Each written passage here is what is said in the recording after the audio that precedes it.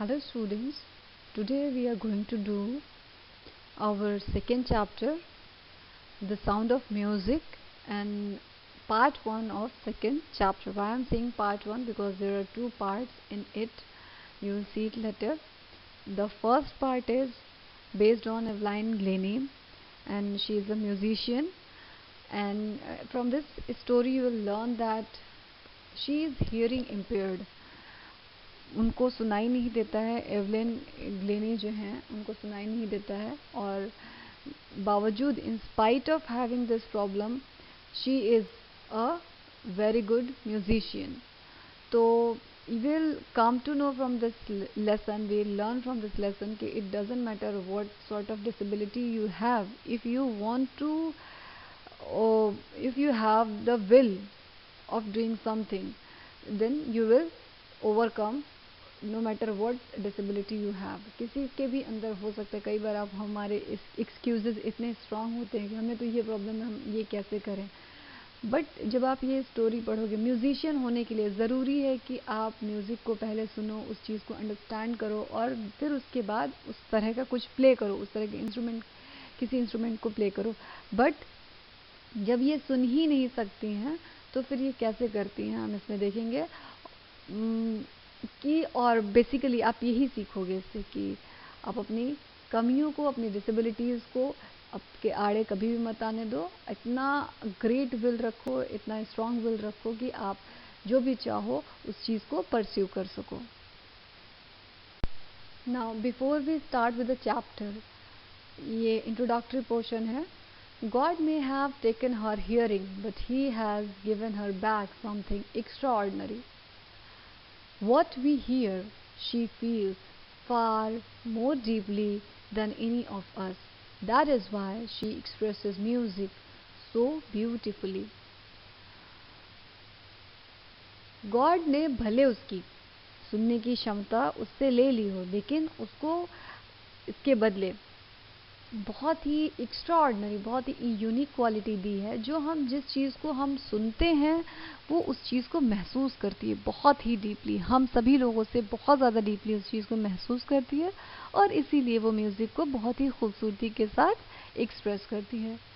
Read the following account of a person who fought against a physical disability and made her life a success story. तो ये जो story है, ये account पढ़ना है, description पढ़ना है एक ऐसे बंदे का जिसने फिजिकल डिसेबिलिटी के अगेंस्ट लड़ाई लड़ी और एक अपनी नई सक्सेस स्टोरी बनाई. And who is she? That is Evelyn Glennie. Rush hour crowds jostle for position on the underground train platform.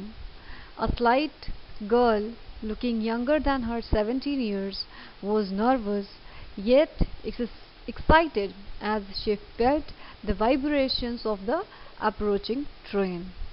अभी जैसा ट्रेन आने से पहले जिस तरह की सिचुएशन होती है, उस तरह की सिचुएशन आपको बताई गई है कि उस तरह की सिचुएशन है जैसे क्राउडेड होता है प्लेटफॉर्म, उस तरह से ये अंडरग्राउंड ट्रेन है, और वो वहाँ पे प्लेटफॉर्म पे बहुत ज़्यादा क्राउड है, लोग एक दूसरे को धक्का मुक्की कर रहे हैं. एक स्लाइट गर्ल है जो कि स्मॉल है और थिन लुकिंग गर्ल है, जो कि अपने 17 ईयर्स ओल्ड की तो है बट उससे भी कम की दिख रही है. तो वो नर्वस है, वो कहीं जा रही है और नर्वस है, बावजूद उसके एक्साइटेड है. क्यों? क्योंकि उसने ट्रेन की वाइब्रेशन को महसूस किया, जो ट्रेन आ रही है, पहुंचने वाली ट्रेन को की वाइब्रेशन को महसूस कर लिया. हालांकि वो सुन नहीं सकती है, लेकिन फिर भी शी हैज़ फेल्ट कि train is arriving. It was her first day at the prestigious Royal Academy of Music in London, and daunting enough for any teenager fresh from a Scottish farm. But this aspiring musician faced a bigger challenge than most. She was profoundly deaf. ये पहला दिन था एवलाइन का, ये पहला दिन था. एक prestigious royal academy of music है जो कि लंदन में है, तो थोड़ा सा फ्राइटनिंग भी था किसी भी टीनेजर के लिए जो कि स्कॉटिश फार्म से, बहुत ही अर्बन एरिया से बिलोंग नहीं करती है, रूरल एरिया से बिलोंग करती है. तो उसके लिए काफ़ी डरावना सा था कि पता नहीं सब वहाँ पे कैसा होगा कैसा नहीं. लेकिन ये जो एस्पायरिंग म्यूजिशियन है, ये जो अभी उभरती हुई जो म्यूजिशियन है, ये बहुत अच्छी म्यूजिशियन बनने वाली, ये क्या है, अब इससे बहुत बड़े चैलेंजेस इसने फेस किए हैं। और वो चैलेंज क्या है कि वो डीप है, उसको सुनाई नहीं देता, ये सुन नहीं पाती, बावजूद उसको म्यूज़िक में इंटरेस्ट है और उसने म्यूज़िक वो अच्छा प्ले करती है।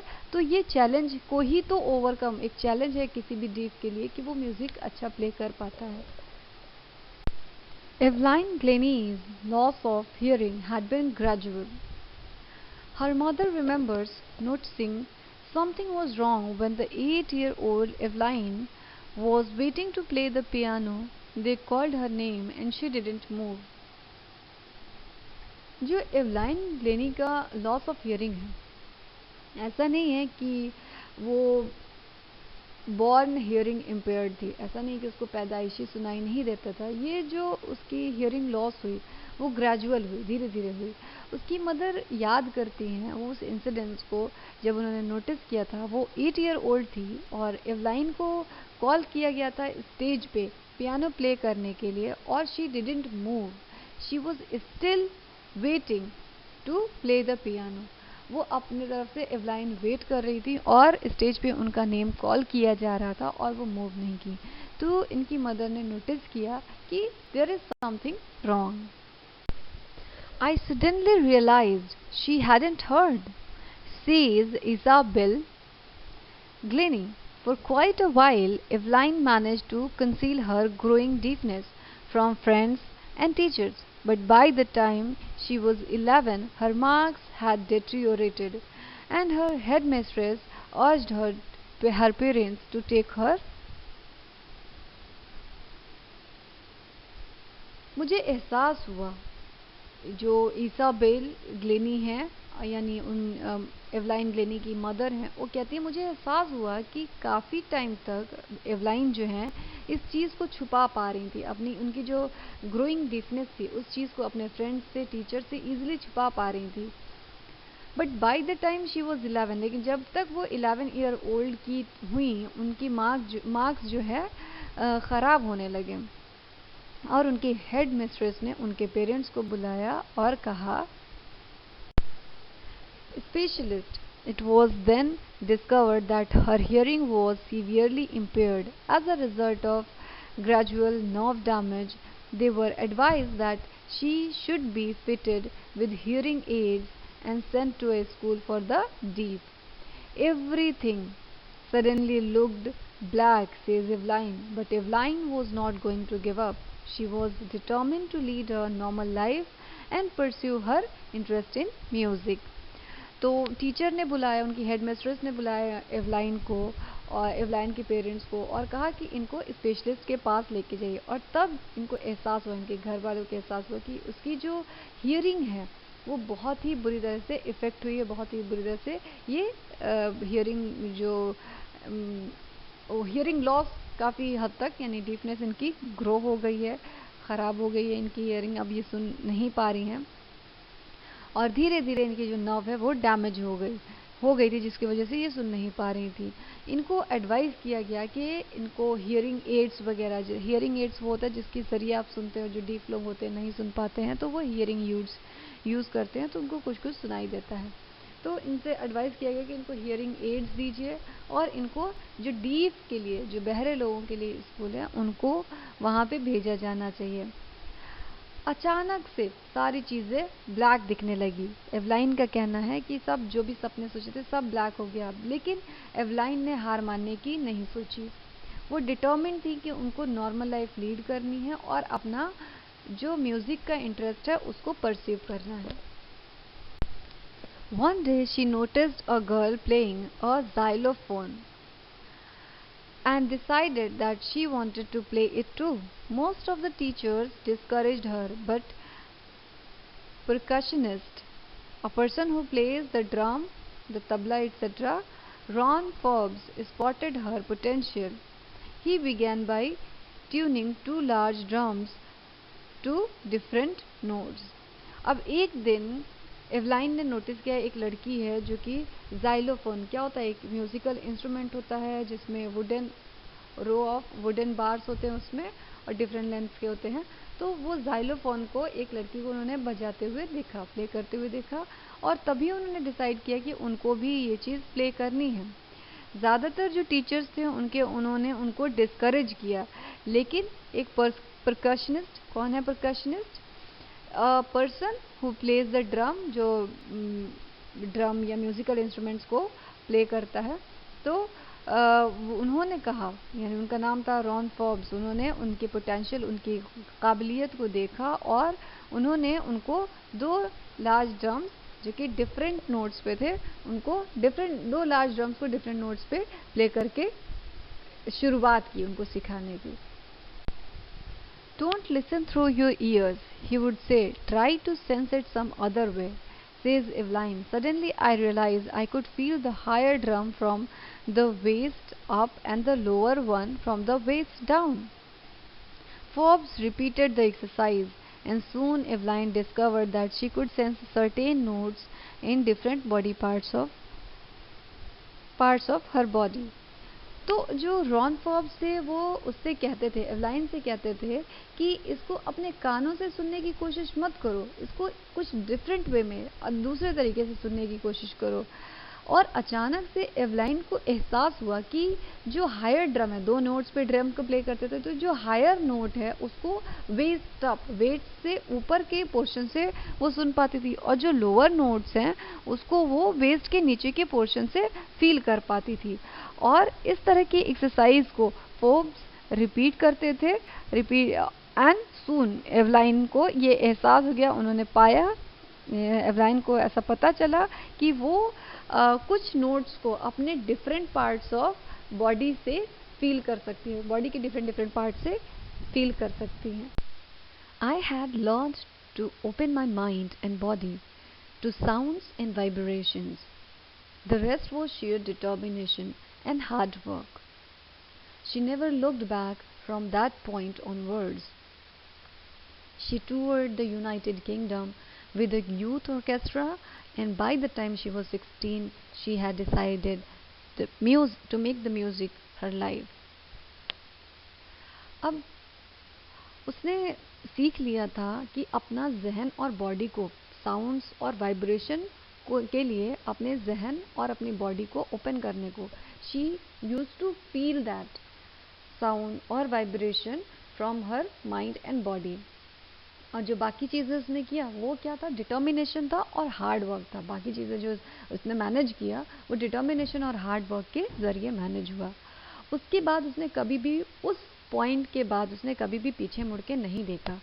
उसने यूनाइटेड किंगडम को टूर किया और यूथ ऑर्केस्ट्रा के साथ टूर किया, और जब वो 16 ईयर्स तक पहुंची तब तक उसने डिसाइड कर लिया था कि वो म्यूज़िक को अपनी ज़िंदगी बनाएगी। Decided to make music her life, she auditioned, gave a short performance so that the director could decide whether she was good enough for the Royal Academy of Music, and scored one of the highest marks in the history of the Academy. तो as told earlier कि वो decide कर चुकी थी कि अब music में ही अपनी ज़िंदगी उसको बनानी है, और फिर उन्होंने क्या किया? ऑडिशन दिया। ऑडिशन क्या, एक छोटा सा परफॉर्मेंस है, और उस परफॉर्मेंस को देख के डायरेक्टर डिसाइड करता है कि उसका एडमिशन लिया जाना चाहिए नहीं, या वो इतने ठीक है कि नहीं, उसका डिसीजन होता है, उस परफॉर्मेंस की बेसिस पे डायरेक्टर का डिसीजन बेस्ड होता है। तो जब रॉयल एकेडमी ऑफ म्यूज़िक के लिए इन्होंने वो ऑडिशन दिया तो इन्होंने हाईएस्ट स्कोर, जो कि हिस्ट्री में, उस एकेडमी की हिस्ट्री में जो हाईएस्ट स्कोर था, वो स्कोर इन्होंने अचीव किया। She gradually moved from orchestral work to solo performances. At the end of her 3-year course, she had captured most of the top awards. तो अब धीरे धीरे, पहले वो क्या था, ग्रुप वर्क करती थी, ऑर्केस्ट्रल वर्क करती थी, उसके बाद क्या हुआ, उन्होंने सोलो परफॉर्मेंसेस देना शुरू कर दिया, यानी इंडिविजुअल परफॉर्मेंसेस देना शुरू कर दिया। पहले तो ग्रुप में होता था, अगर थोड़ी बहुत आप में लैक भी है तो ये पता नहीं चलता क्योंकि ग्रुप की वजह से कवर हो जाता है। फिर उसके बाद उन्होंने क्या किया, जब उनको बहुत ज़्यादा कॉन्फिडेंस आ गया तो उन्होंने अलोन परफॉर्मेंसेस यानी सोलो परफॉर्मेंसेस देना शुरू कर दिया। और ये जो कोर्स था वो 3 ईयर कोर्स था, और इस कोर्स के ख़त्म होते होते उन्होंने जो भी टॉप अवार्ड्स थे, काफ़ी सारे top awards captured in the sense achieve कर लिया था, गेन कर लिया था। And for all this, Evelyn won't accept any hint of heroic achievement. If you work hard, you know where you are going, you will get there. And she got right to the top, the world's most sought after multi percussionist with a mastery of some 1,000 instruments and hectic international schedule. और ये सब जो भी चीज़ें उन्होंने achieve की, इतने सारे अचीवमेंट्स, इतने सारे टॉप मोस्ट अवार्ड्स मिले, उसके बावजूद भी बहुत ज़्यादा वो एरोगेंस शो नहीं करती, बहुत ज़्यादा कि उन्होंने सेंस ऑफ प्राउड नहीं है उनके अंदर. एकदम शी सिंपली सेज कि अगर आप अपना बहुत वर्क हार्ड करते हो और आपका कुछ गोल सेट है और उस गोल के टूवर्ड्स आप वर्क कर रहे हो, तो यू विल गेट देयर, आप उस चीज़ को अचीव कर लोगे. तो किसी बहुत ज़्यादा एरोगेंस ना शो करते हुए एवलाइन कहती हैं कि ये बहुत मुश्किल नहीं है, आप वर्क हार्ड करिए और आप एक गोल रखिए और डेफिनेटली आप उस गोल को अचीव कर लोगे. And she got right to the top. और क्या है, अभी वो एकदम टॉप पे हैं, सारे म्यूजिशियंस में वो टॉप पे हैं और the world's most sought after multi percussionist with the mastery of some 1,000 instruments and hectic international schedule. और अभी क्या है, वो मोस्ट सॉट आफ्टर यानी most popular, most demanding percussionist हैं और जो यानी डिफरेंट इंस्ट्रूमेंट्स वो प्ले करती हैं.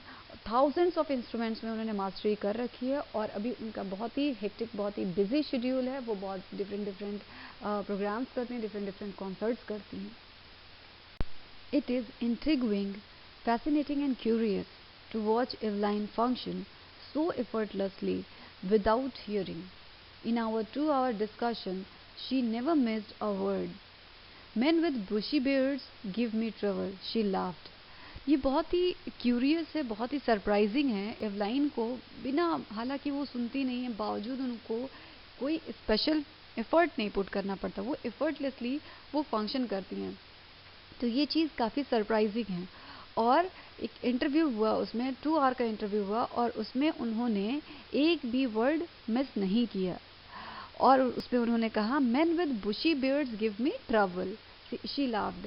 यानी वो बंदे जिनका बहुत ही लॉन्ग बियर्ड्स होते हैं या माउथ स्टिच होते हैं, तो वो उनसे उनको थोड़ी सी परेशानी होती है. क्या परेशानी होती है? ये जो चीज़ों को अंडरस्टैंड करते हैं, since she is hearing impaired, वो सुन नहीं सकती हैं, तो वो जब चीज़ों को सुनना चाहती हैं उसके लिए वो क्या करती हैं, लिप रीडिंग करती हैं. तो जिनके बियर्ड्स हैं या माउथ स्टिच हैं, तो वो क्या, उनके लिप्स कवर्ड हैं, तो इसलिए उनको थोड़ी सी परेशानी होती है उनकी चीज़ों को समझने में. Not just watching the lips, it's the whole face, especially the eyes. She speaks flawlessly, without a fault or mistake, with a Scottish lilt, a way of speaking. My speech is clear because I could hear till I was 11, she says. Further वो कहती हैं कि जो बुशी Baird वाले man होते हैं उनको थोड़ा सा ट्रबल करते हैं. क्योंकि उनकी लिप्स वो नहीं देख पाती हैं और उससे वो लिप रीडिंग नहीं कर पाती हैं. और वो कहती हैं कि ऐसा नहीं कि सिर्फ लिप्स से ही पता चल जाता है कि कोई इंसान क्या बोल रहा है, ये इंटायर फेस को एनालाइज करना पड़ता है और ख़ास करके आँखों से पता चलता है कि कोई क्या बोल रहा है. वो बहुत ही फ्लॉलेसली बोलती हैं, बिना किसी मिस्टेक के बोलती हैं, with a Scottish lilt. Scottish lilt in the sense accent.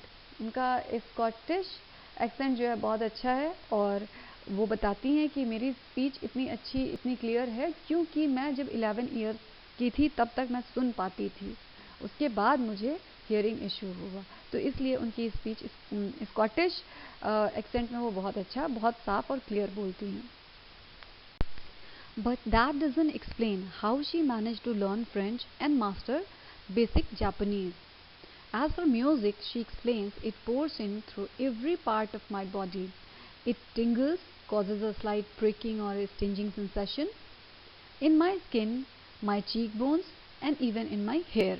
तो हालांकि उन्होंने बताया कि जब वो 11 ईयर ओल्ड तक वो चीज़ों को सुन सकती थी, इसलिए उनका वो एकदम फ्लॉलेसली बोलती हैं और उनका स्कॉटिश एक्सेंट बहुत अच्छा है. लेकिन इससे ये पता नहीं चलता है कि उन्होंने बेसिक फ्रेंच और बेसिक जापानीज़ कैसे सीखा. जहाँ तक म्यूज़िक की बात है तो वो बताती हैं कि ये उस म्यूज़िक को पूरी बॉडी से फील करती हैं. ये जो सेंसेशन होता है, म्यूज़िक का सेंसेशन होता है उनके, वो उस चीज़ को अपने स्किन से भी फील करती हैं, अपने चीक बोन से भी फील करती हैं और इवन अपने हेयर से भी फील करती हैं. When she plays the xylophone, she can sense the sound passing up the stick into her fingertips. By leaning against the drums, she can feel the resonance, echoes of sounds flowing into her body. On a wooden platform, she removes her shoes so that the vibrations pass through her bare feet and up her legs.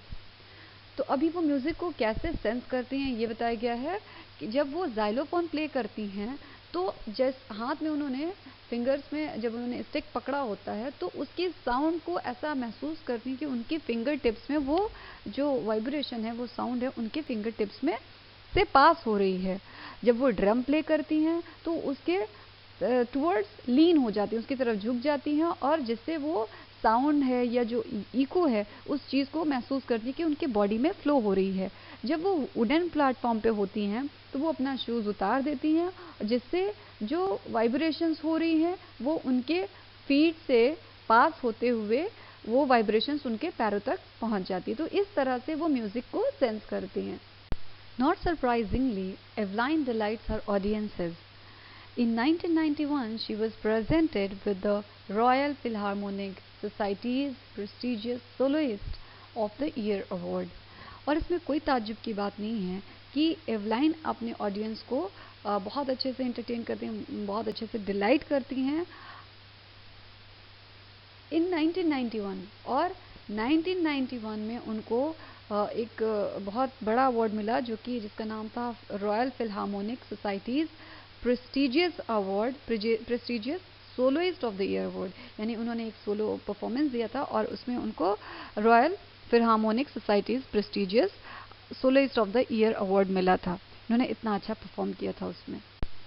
Says master percussionist James Blades, God may have taken her hearing, but he has given her back something extraordinary. What we hear, she feels far more deeply than any of us. That is why she expresses music so beautifully.